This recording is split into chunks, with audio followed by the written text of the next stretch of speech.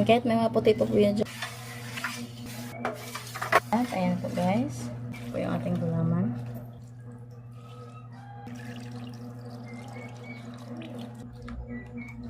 Ito. Ayan po ang gulaman. Ayan, snack po tayo guys. Magmerienda po tayo. Ito po yung ating purple gulaman. At saka yung kapatid ko po, nagluto po ng ito, kamote. Nilagang kamote. Ayan, kain po tayo guys. Ito po yung merienda namin ngayong hapon.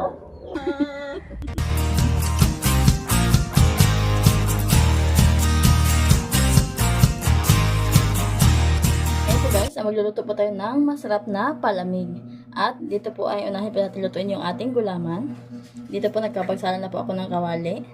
Lagay po tayo dito ng tubig. Ayan po. 1, 2, 3, 4, and 5 cups of water.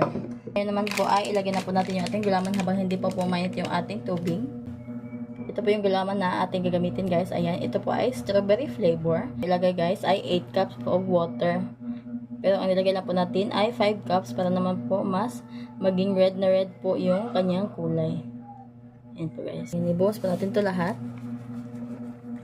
And while nakabuhos po to guys, dapat pala ay haluin. Para hindi po siya magbubuo. Ayan po. Ibuhos po natin to lahat.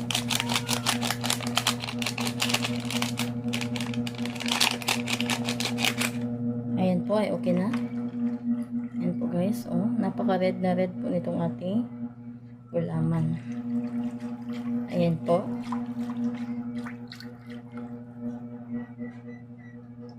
Naman po magkalasa at maging matamis na po itong ating gulaman. Maglalagay po tayo dito ng sugar. White sugar po itong aking gamitin.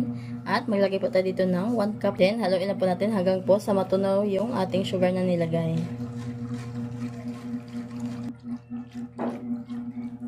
Natunaw na po yung ating sugar. Tatakpan na po natin ito para ito po ay mas madaling kumulo. Ayan po guys, ito po ay kumulo na. Kaya hanguin na po natin ito at i-transfer po natin ito para palamigin. Natin ito dito guys.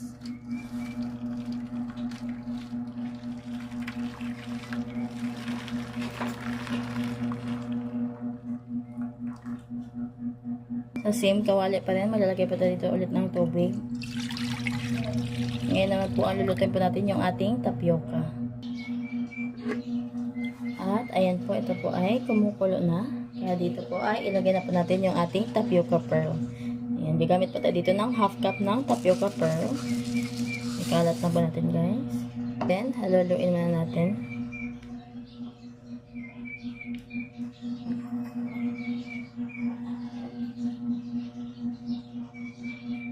Pakuluan na po natin ito hanggang po sa ito po ay lumambot.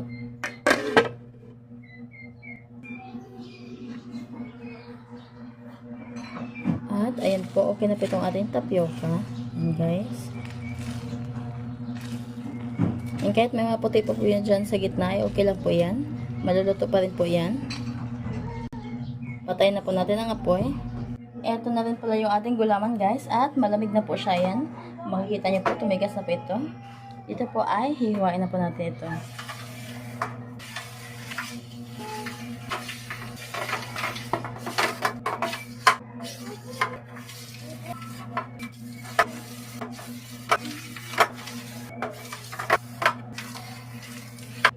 At ayan po guys. Ayan, ito yung ating gulaman. Ngayon naman po ipamimix na po natin itong ating mga ingredients. Ito po yung ating gulaman.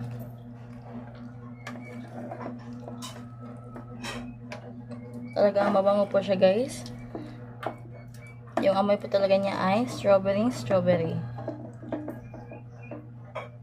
Ayan.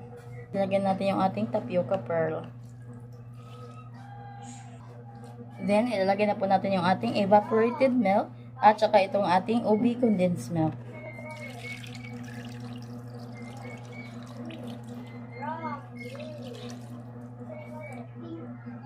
So, i-mix na po natin ito ng mabuti.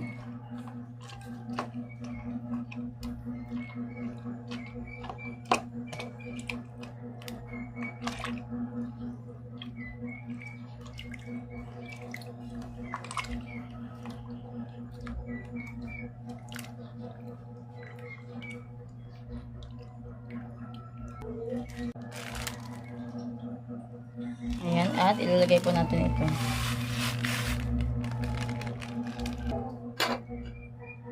Haluin lang. Yung atin pong gulaman. And guys. And then, okay na po yan. Pwede nyo po yung palamigin sa ref or pwede po kayong maglagay po ng ice. At ayan na po guys. Ito na po yung atin pong ginawa po na gulaman. Ayan, ito na po siya guys, oh. Taas na tayo. Guys. Kumila yung baso pa. Puro naman tugat mo. Ay, pagkala ko tayo liwan ko.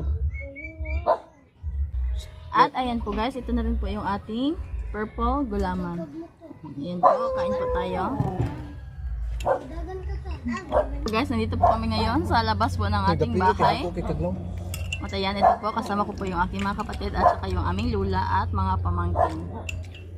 Ayan, snack po tayo guys. Magmerienda po tayo. Ito po yung ating purple gulaman. At saka yung kapatid ko po, nagluto po ng ito, kamote.